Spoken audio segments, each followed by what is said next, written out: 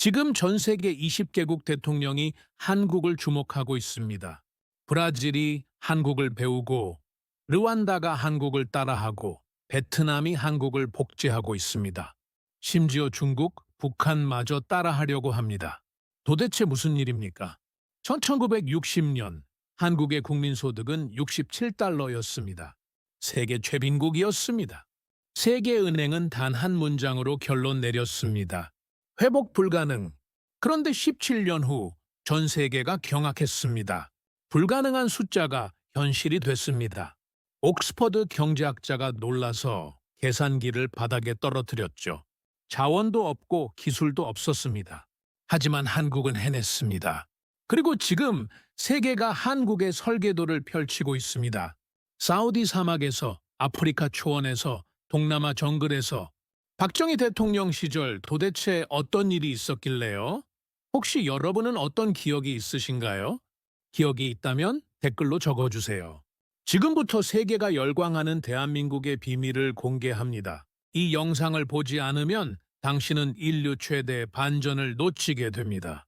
오늘 제 이야기가 마음에 조금이라도 닿았다면 댓글에 1이라고 남겨주세요. 그렇지 않다면 2라고 적어주세요. 그 한 숫자가 제게는 큰 힘이 됩니다. 구독과 좋아요는 영상 제작에 큰 힘이 됩니다. 제 손이 떨리고 있었습니다. 1977년 12월 22일 서울 명동거리. 계산기를 꺼냈지만 아무 숫자도 입력할 수 없었습니다. 100억 달러 수출 달성. 통계학적으로 불가능한 숫자였습니다. 저는 세계개발은행의 수석 이코노미스트였습니다. 25년간 데이터만을 믿고 살았습니다. 그런데 지금 제 앞에서 수만 명이 울부짖고 있었습니다. 우리가 해냈다. 계산기가 소용없었습니다. 경제 이론이 무너지고 있었습니다. 그 순간 저는 깨달았습니다. 세상에는 숫자로 설명할 수 없는 힘이 존재한다는 것을. 사흘 전 저는 런던 히드로 공항에서 서울행 비행기에 올랐습니다. 가방 속엔 두꺼운 보고서가 들어 있었습니다. 제목은 간단했습니다. 한국 경제 성장의 지속 가능성 검증. 세계개발은행 이사회는 의심하고 있었습니다. 한국의 급성장이 실제하는지 아니면 통계 조작인지. 그 답을 찾는 게 제 임무였습니다. 비행기 안에서 자료를 다시 펼쳤습니다. 1960년 한국의 1인당 국민소득 67달러. 아프리카 최빈국 수준이었습니다. 주요 수출품은 가발, 오징어, 쥐가죽. 외채는 천문학적으로 불어나고 있었습니다. 저는 메모를 적었습니다. 지속 불가능. 붕괴 임박. 옥스퍼드에서 배운 모든 이론이 그렇게 말하고 있었습니다. 김포공항에 도착했을 때 첫 인상은 혼돈이었습니다. 공사 중인 건물들, 매연을 뿜는 굴뚝들, 끊임없이 움직이는 사람들. 이건 성장이 아니라 과열이었습니다. 통역관이 배정됐습니다. 김이라는 성의 젊은 남성이었습니다.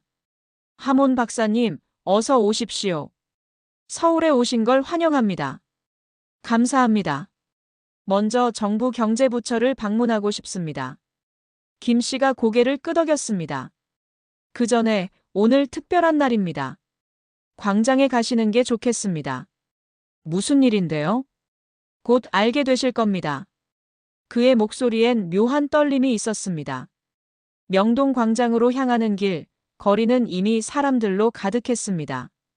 모두가 한 방향을 바라보고 있었습니다. 대형 전광판이었습니다. 저는 가방에서 계산기를 꺼냈습니다. 습관이었습니다. 경제학자로서 저는 항상 숫자로 현실을 확인했습니다. 그때였습니다. 전광판에 숫자가 떴습니다. 수출 100억 달러 달성. 광장이 폭발했습니다. 사람들은 서로를 껴안고 울기 시작했습니다. 태극기가 사방에서 흔들렸습니다. 함성이 하늘을 찔렀습니다. 저는 그 자리에 얼어붙었습니다. 100억 달러. 불가능한 숫자였습니다. 제 손에 계산기를 바라봤습니다. 그리고 다시 전광판을 봤습니다.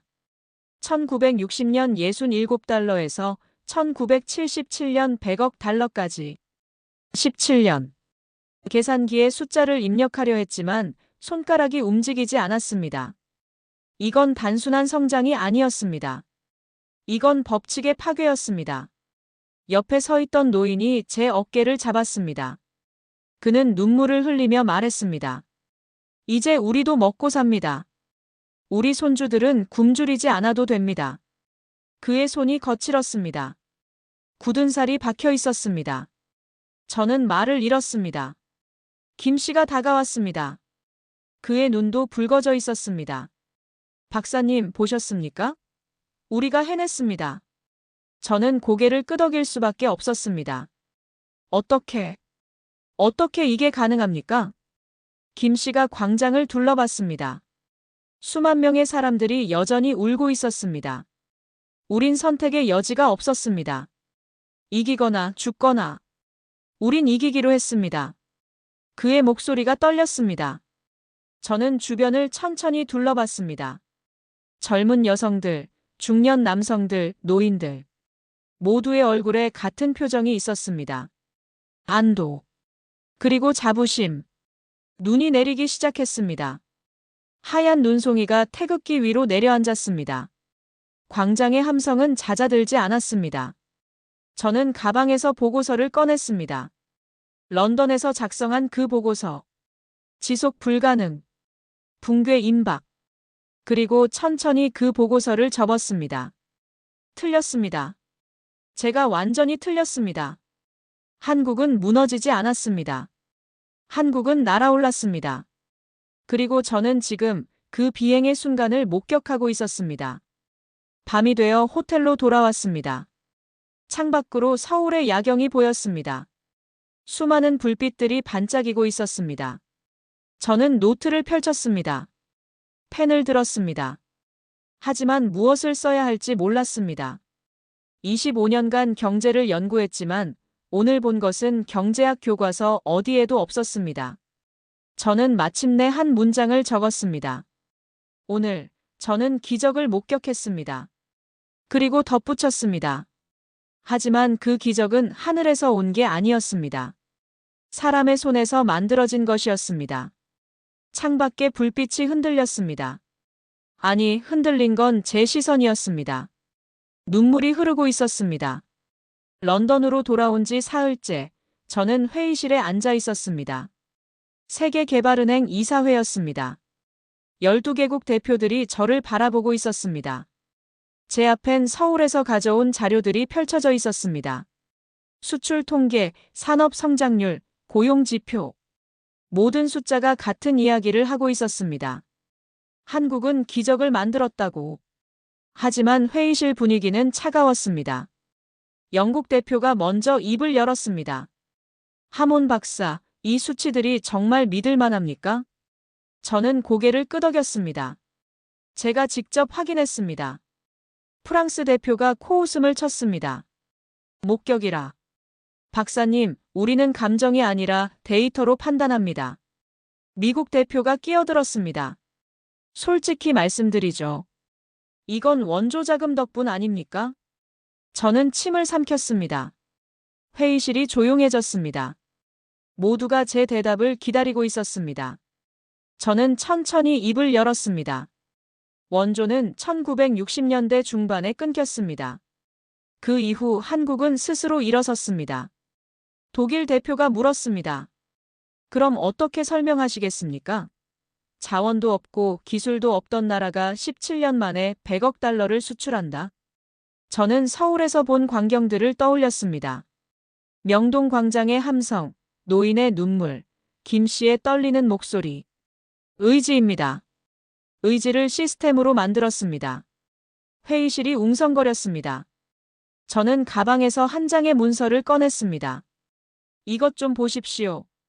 수출진흥 확대회의 회의록입니다. 문서를 돌렸습니다.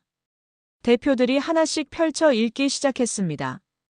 대통령이 매달 직접 회의를 주재합니다. 장관, 기업인, 기술자가 한자리에 모입니다. 문제가 나오면 그 자리에서 해결합니다. 영국 대표가 눈을 들었습니다. 국가원수가 매달 수출 회의를요? 사실입니다. 저도 그 회의에 참석했습니다. 서울에서의 마지막 날, 저는 청와대 수출회의에 옵서버로 초청받았습니다. 회의실은 긴장감으로 가득했습니다. 박정희 대통령이 단상에 앉아 있었습니다. 한 기업인이 보고했습니다. 각하, 중동 프로젝트 수주에 성공했습니다. 9억 달러입니다. 박정희가 물었습니다. 문제는 무엇인가? 현지 숙박시설이 부족합니다. 즉시 해결하라. 장관, 예산 배정하게. 회의는 3시간 동안 계속됐습니다. 단 한 건의 안건도 미루지 않았습니다. 회의가 끝나고 박정희가 말했습니다. 수출은 곧 생존이다. 그 목소리가 아직도 귀에 남아 있습니다. 회의실로 돌아왔습니다.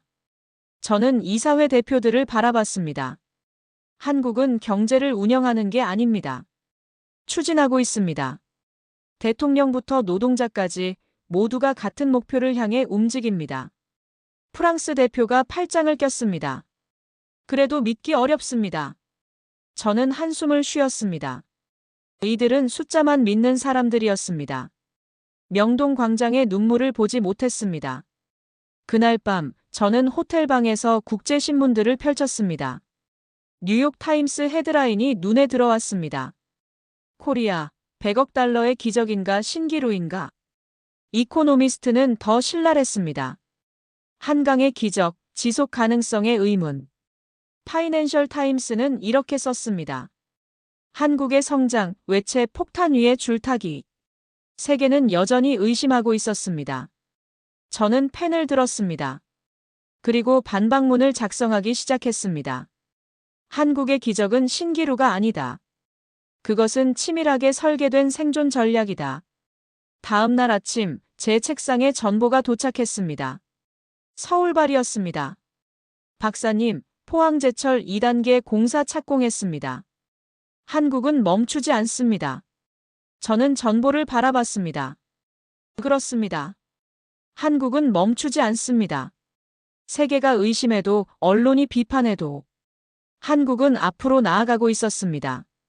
저는 창밖을 봤습니다. 런던의 아침이 밝아오고 있었습니다. 하지만 제 머릿속엔 여전히 서울의 밤이 있었습니다. 수많은 불빛들, 꺼지지 않는 공장들. 저는 다시 펜을 들었습니다. 보고서 제목을 수정했습니다. 한강의 기적 의지의 엔진. 그리고 첫 문장을 적었습니다. 이것은 운이 아니다. 시스템이다. 제 손이 멈추지 않았습니다. 세계가 믿지 않는다면 저라도 기록해야 했습니다. 한국의 불빛이 얼마나 뜨거운지. 1978년 봄, 저는 다시 서울에 있었습니다. 이번엔 검증이 아니라 연구였습니다. 세계개발은행은 한국 모델을 분석하라는 특별 임무를 저에게 맡겼습니다. 공항에서 시내로 향하는 길, 저는 놀랐습니다. 불과 4개월 전과 달랐습니다. 새 건물이 올라가고 도로가 확장되고 공장 굴뚝이 더 많아졌습니다. 이 나라는 잠을 자지 않는 게 분명했습니다. 김 씨가 마중 나왔습니다. 박사님, 다시 오신 걸 환영합니다. 서울이 또 변했군요. 김 씨가 웃었습니다. 우린 멈출 수가 없습니다. 멈추면 죽으니까요. 그 말이 마음에 걸렸습니다. 죽는다는 게 무슨 뜻입니까? 김 씨가 창밖을 가리켰습니다. 저기 보이는 공장들, 저 안에서 수십만 명이 일합니다. 그들이 멈추면 가족이 굶습니다. 그래서 멈출 수 없습니다. 저는 고개를 끄덕였습니다. 한국에게 경제는 선택이 아니라 생존이었습니다. 다음 날, 저는 수출진 흥확대 회의에 다시 초청받았습니다. 이번엔 방청석이 아니라 회의 테이블 끝자리였습니다. 박정희 대통령이 입장했습니다. 회의실이 일제히 일어났습니다. 앉으시오. 그의 목소리는 낮았지만 단호했습니다. 첫 번째 안건이 올라왔습니다. 조선소 건설 계획이었습니다. 한 장관이 보고했습니다. 각하, 조선소 건설에 5억 달러가 필요합니다. 현재 외환 보유고로는 부담이 큽니다. 박정희가 물었습니다. 건설하지 않으면 어떻게 되나? 일본에 계속 의존해야 합니다. 건설하라. 돈은 빌리면 된다. 회의실이 술렁였습니다. 다른 장관이 조심스럽게 말했습니다. 각하, 외채가 이미 높습니다. 국제통화기금에서도 우려를 표명했습니다. 박정희가 그를 바라봤습니다. 자네는 빚이 무섭나, 가난이 무섭나? 침묵이 흘렀습니다. 박정희가 다시 말했습니다. 빚은 갚으면 된다. 그러나 가난은 대물림 된다. 우린 가난을 끊어야 한다. 저는 숨을 죽이고 들었습니다. 이건 경제회의가 아니었습니다. 생존 전략 회의였습니다. 회의가 끝나갈 무렵 박정희가 일어섰습니다. 그는 창밖을 바라봤습니다. 서울의 풍경이 펼쳐져 있었습니다. 여러분, 모두가 그를 바라봤습니다. 우리는 지금 마지막 버스를 탔습니다. 저는 펜을 들었습니다. 선진국으로 가는 마지막 버스입니다. 이 버스를 놓치면 우린 영원히 가난합니다. 그의 목소리가 떨렸습니다. 내릴 수 없습니다. 멈출 수도 없습니다. 가야 합니다. 끝까지. 회의실이 숙연해졌습니다. 회의가 끝나고 저는 복도에 서 있었습니다. 손이 떨렸습니다. 노트에 적은 문장을 다시 읽었습니다. 마지막 버스. 25년간 경제를 연구했지만 이런 표현은 처음이었습니다. 김 씨가 다가왔습니다. 박사님, 괜찮으십니까? 저는 고개를 들었습니다. 김 씨, 당신들은 정말로 그렇게 생각합니까? 지금이 마지막 기회라고? 김 씨가 진지하게 고개를 끄덕였습니다. 우린 전쟁을 겪었습니다. 가난을 겪었습니다. 이번엔 이겨야 합니다. 다시는 그 시절로 돌아가고 싶지 않습니다. 그날 밤 저는 한강변을 걸었습니다. 강물이 흐르고 불빛이 반짝였습니다. 멀리서 공장의 연기가 피어올랐습니다. 저는 멈춰 섰습니다. 옥스퍼드에서 배운 경제학은 이렇게 말했습니다. 성장은 단계적이고 합리적이며 계획 가능하다고. 하지만 한국은 달랐습니다. 한국은 성장을 선택한 게 아니라 생존을 위해 질주하고 있었습니다. 저는 노트를 꺼냈습니다.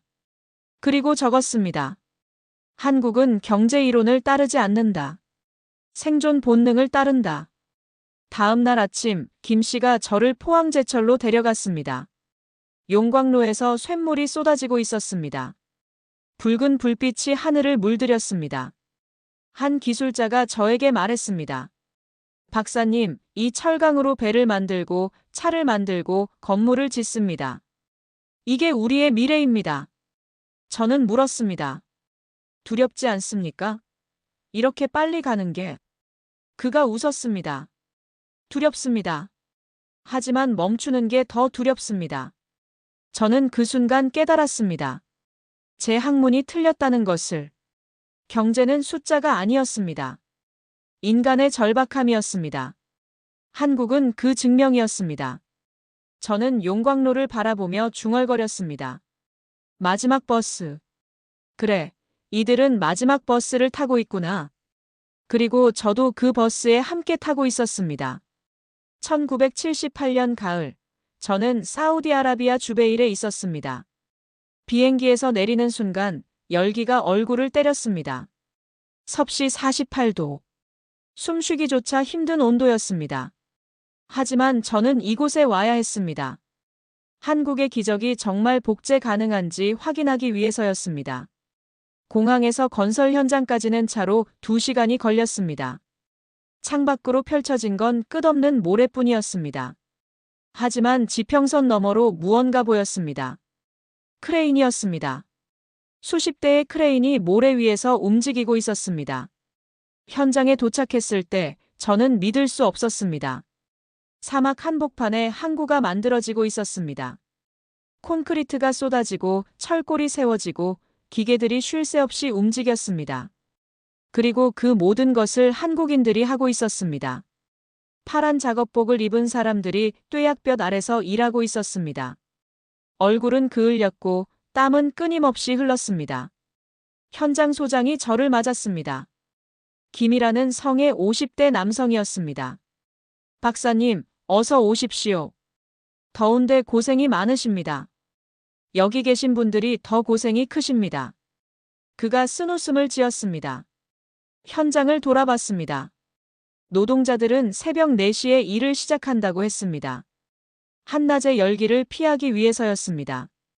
그러다 오후가 되면 다시 일을 시작해 밤 10시까지 계속됐습니다. 하루 18시간 노동이었습니다. 천막 숙소를 봤습니다. 좁고 더웠습니다. 에어컨은 몇 개 되지 않았습니다. 샤워 시설은 10명이 함께 써야 했습니다. 하지만 아무도 불평하지 않았습니다. 저는 한 젊은 노동자에게 물었습니다. 왜 이렇게까지 하십니까? 그가 잠시 생각하더니 대답했습니다. 고향에 처자식이 있습니다. 여기서 번 돈이면 애들 대학 보낼 수 있습니다. 저녁이 됐습니다. 사막에 해가 지자 기온이 급격히 떨어졌습니다.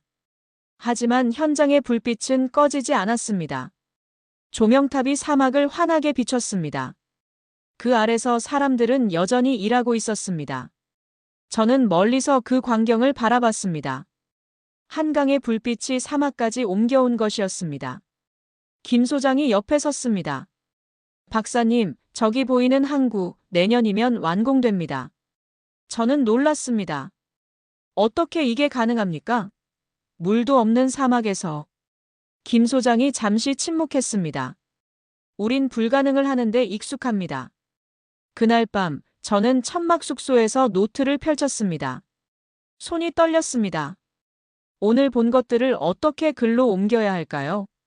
사막의 열기, 노동자들의 땀, 꺼지지 않는 불빛, 그리고 그 모든 것을 가능하게 만든 의지.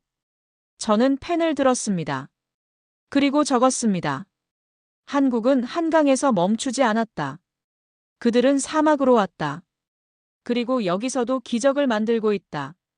창밖으로 조명탑의 불빛이 보였습니다.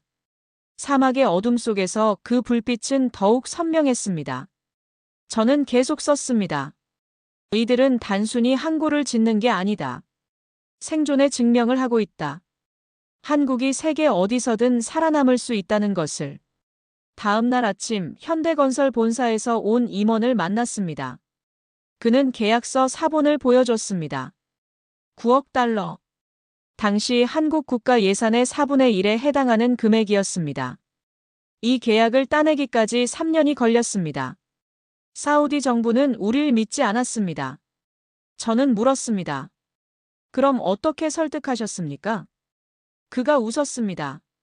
설득하지 않았습니다. 보여줬습니다. 오후, 저는 다시 현장으로 갔습니다. 모래 폭풍이 불어왔습니다. 시야가 흐려지고 숨쉬기가 힘들어졌습니다. 하지만 공사는 멈추지 않았습니다. 노동자들은 얼굴을 천으로 가리고 계속 일했습니다. 저는 그 광경을 넋놓고 바라봤습니다. 서울에서 본 열정이 여기 있었습니다. 명동 광장의 함성이 이 모래 위에서 메아리치고 있었습니다. 한국은 지리적 한계를 넘어섰습니다. 저녁, 김 소장과 마지막 대화를 나눴습니다. 박사님, 우리가 왜 이렇게까지 하는지 아십니까? 저는 고개를 저었습니다. 우린 증명하고 싶습니다. 한국도 할 수 있다는 걸. 그의 목소리가 떨렸습니다.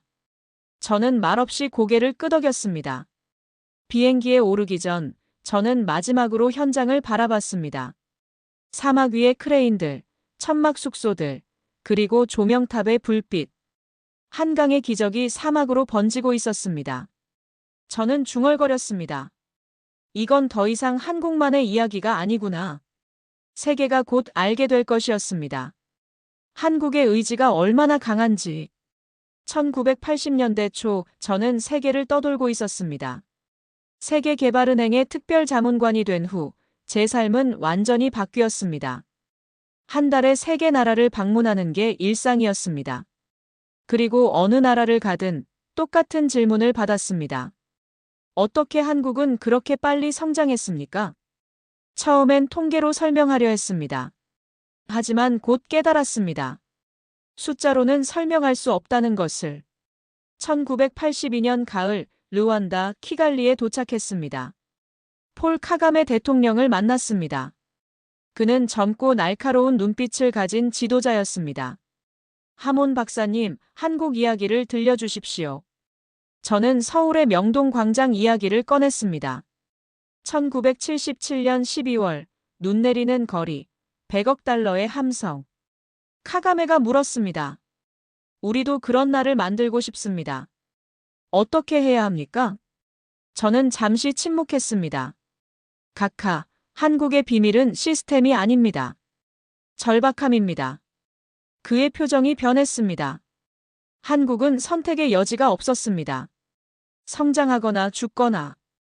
그래서 모든 국민이 같은 방향으로 움직였습니다.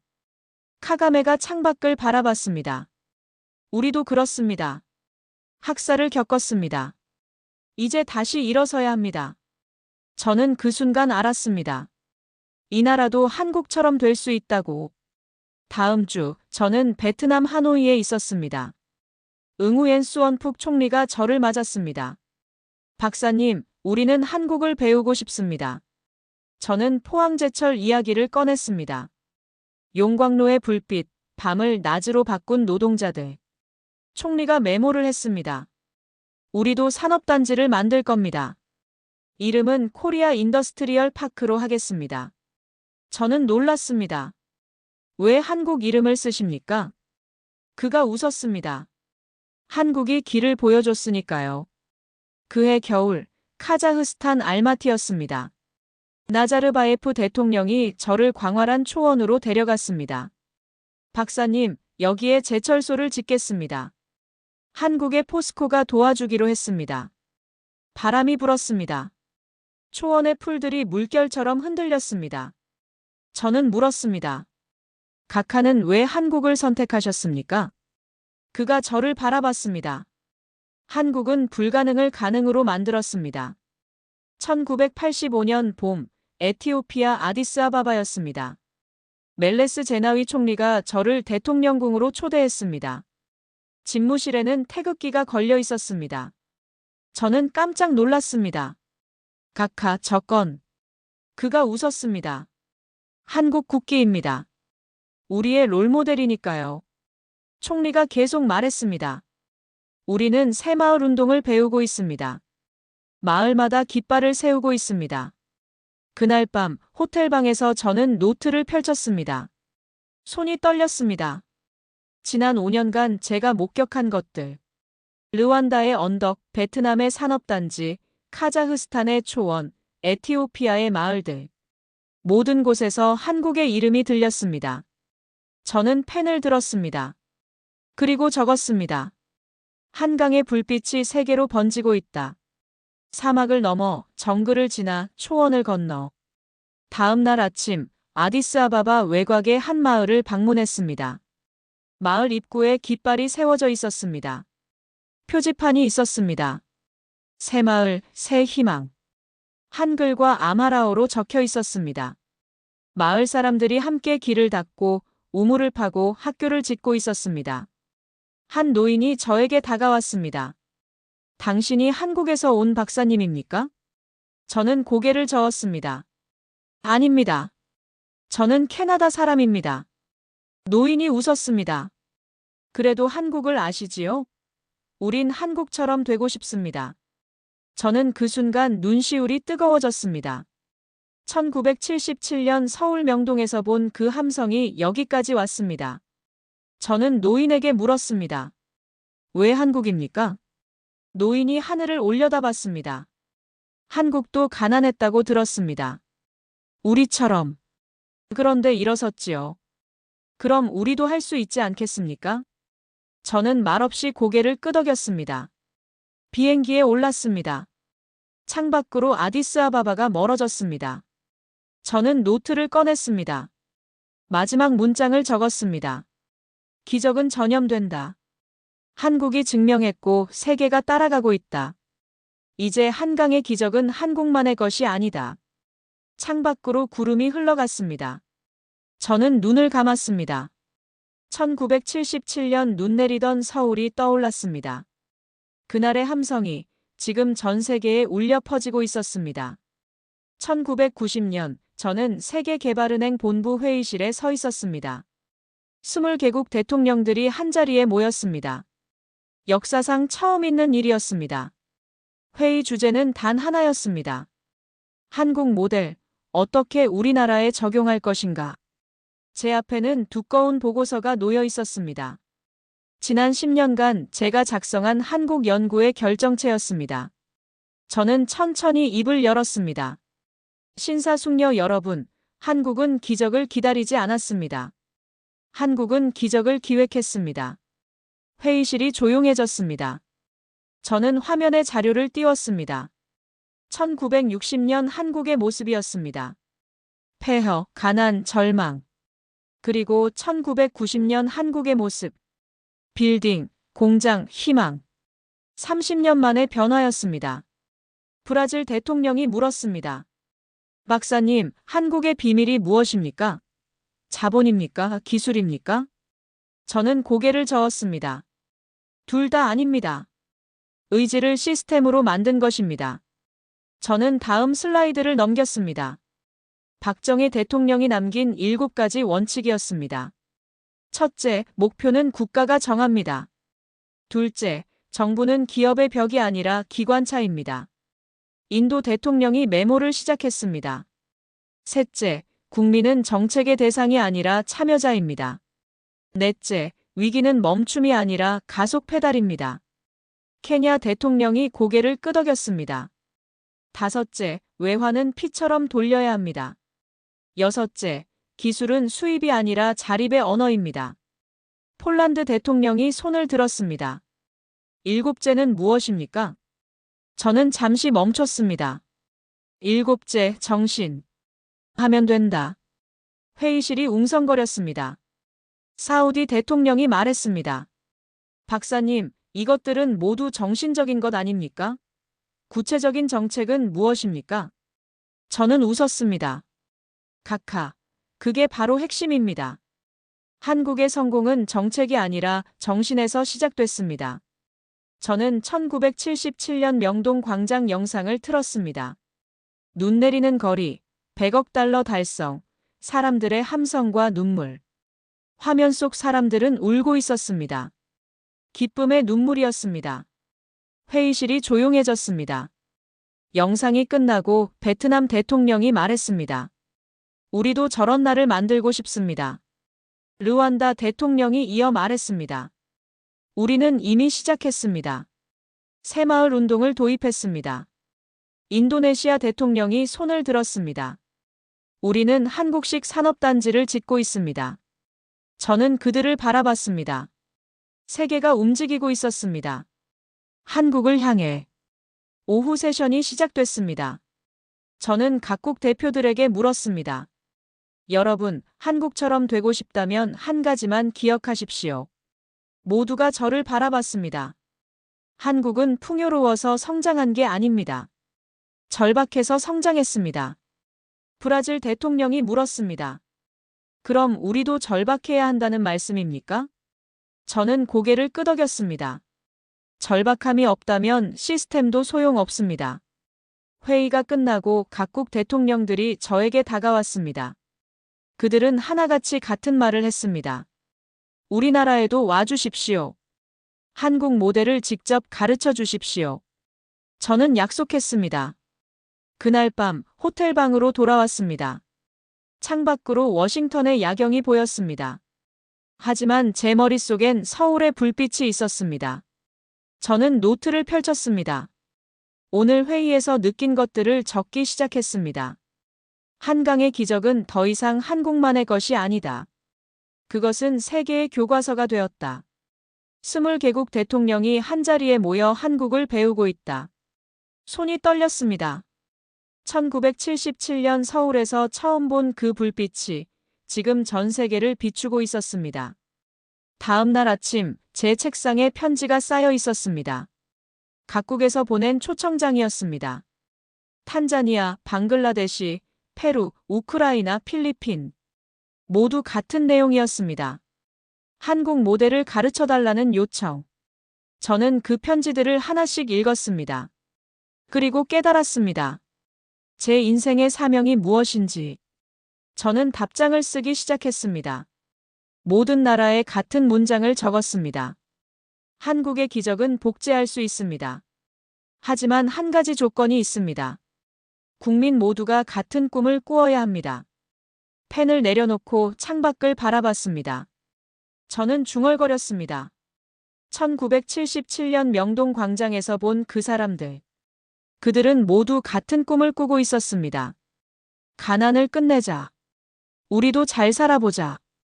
그 꿈이 100억 달러를 만들었습니다. 그리고 지금 그 꿈이 세계로 번지고 있었습니다. 저는 가방을 챙겼습니다. 다음 주 탄자니아 출장이 기다리고 있었습니다. 한강의 불빛을 전하러 가는 길이었습니다. 2023년 세계는 다시 위기에 빠졌습니다. 기후재난, 인플레이션, 실업, 공급망 붕괴. 모든 국가의 성장 엔진이 멈추고 있었습니다. 저는 이제 75세가 되었습니다.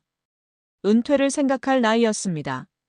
하지만 세계개발은행은 저를 다시 불렀습니다. 세계개발정상 포럼. 한강 모델의 재해석. 20개국 대통령이 제네바에 모였습니다. 그들 앞에는 한 권의 보고서가 놓여 있었습니다. 제가 40년 전에 쓴 책이었습니다. 한강의 기적, 의지의 엔진. 회의장은 긴장으로 가득했습니다. 저는 단상에 섰습니다. 손이 떨렸습니다. 46년 만에 다시 서울 명동 광장이 떠올랐습니다. 마이크를 잡았습니다. 신사숙녀 여러분, 저는 1977년 서울에서 기적을 목격했습니다. 회의장이 조용해졌습니다. 그날 이후 46년이 흘렀습니다. 저는 세계를 돌며 한국 모델을 전했습니다. 그리고 오늘 여러분께 마지막 질문을 던지고 싶습니다. 저는 잠시 멈췄습니다. 여러분은 정말 절박합니까? 브라질 대통령이 먼저 일어섰습니다. 박사님, 우리는 절박합니다. 아마존이 불타고 있습니다. 브라질 강의 기적을 만들겠습니다. 르완다 대통령이 뒤따랐습니다. 우리는 새마을 운동으로 300만 명을 빈곤에서 구했습니다. 한국의 정신을 배웠습니다. 인도네시아 대통령이 손을 들었습니다. 우리의 중화학공업 계획은 박정희 전 대통령의 1973년 전략을 따랐습니다. 한 명씩 대통령들이 일어나 말했습니다. 베트남, 카자흐스탄, 에티오피아, 페루, 방글라데시, 탄자니아. 모두 한국의 이름을 말했습니다. 모두 한강의 불빛을 이야기했습니다. 저는 그들을 바라봤습니다. 46년 전 명동 광장에서 본 그 눈빛이었습니다. 절박함. 그리고 희망. 회의가 잠시 멈췄습니다. 저는 다시 마이크를 잡았습니다.